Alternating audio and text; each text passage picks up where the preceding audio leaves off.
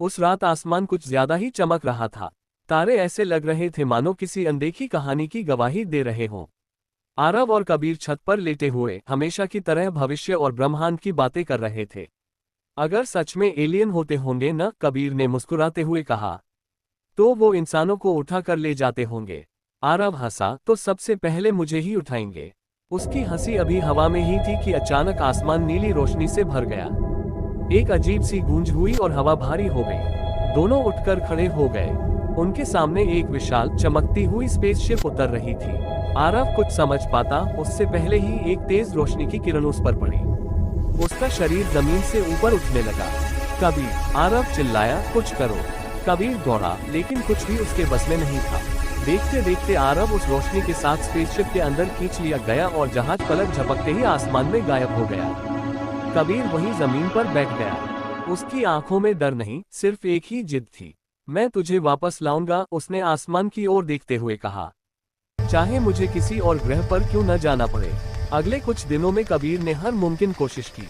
आखिरकार उसे एक गुप्त वैज्ञानिक लैब के बारे में पता चला जहां अंतरिक्ष यात्रा पर प्रयोग हो रहे थे। वैज्ञानिकों ने उसे चेतावनी दी कि उस स्पेसशिप से कोई भी आज तक वापस नहीं आया। लेकिन कबीर के लिए अब डर का कोई मतलब नहीं था। दोस्ती के आगे हर खतरा छोटा था। कुछ ही घंटों बाद उसकी स्पेसशिप अंतरिक्ष में थी। तारे पीछे छूटते जा रहे थे, ग्रह पास आते और दूर होते जा रहे थे। कबीर को बस एक ही चेहरा याद आ रहा था, आरव का।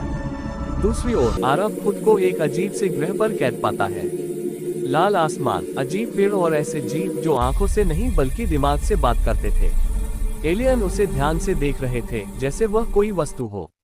तुम हमारी दुनिया के लिए खास हो, उनके नेता ने उसके मन में आवाज डाली। आरव ने हिम्मत जुटाकर सोचा, मैं कोई चीज नहीं हूँ, मैं इंसान हूँ। अचानक एक जोरदार धमाका हुआ। एलियन ग्रह पर अफरा तफरी मच गई। कबीर वहां पहुंच चुका था। उसने आरव को देखते ही आवाज लगाई, मैं आ गया हूँ। दोस्ती की उस आवाज में इतनी ताकत थी कि आरव की आंखें भर आईं। एलियन और कबीर के बीच संघर्ष हुआ, लेकिन जब एलियन नेता ने कबीर की जान लेने की कोशिश की तो आरव चीख पड़ा, उसे मत मारो, अगर किसी को मरना है तो मुझे मारो। एलियन नेता रुक गया। उसने पहली बार इंसानों की भावना को समझा। तुम अपनी जान देकर दोस्त को बचाना चाहते हो? कबीर ने बिना सोचे जवाब दिया, हाँ। कुछ पल की खामोशी के बाद एलियन नेता ने आरव को छोड़ दिया। हम ताकतवर हैं, उसने कहा, लेकिन तुम्हारी दोस्ती हमसे ज्यादा मजबूत है। कुछ देर बाद दोनों दोस्त स्पेसशिप में बैठे पृथ्वी की ओर लौट रहे थे। आरव मुस्कुराया, मैंने कहा था ना, सबसे पहले मुझे उठाएंगे।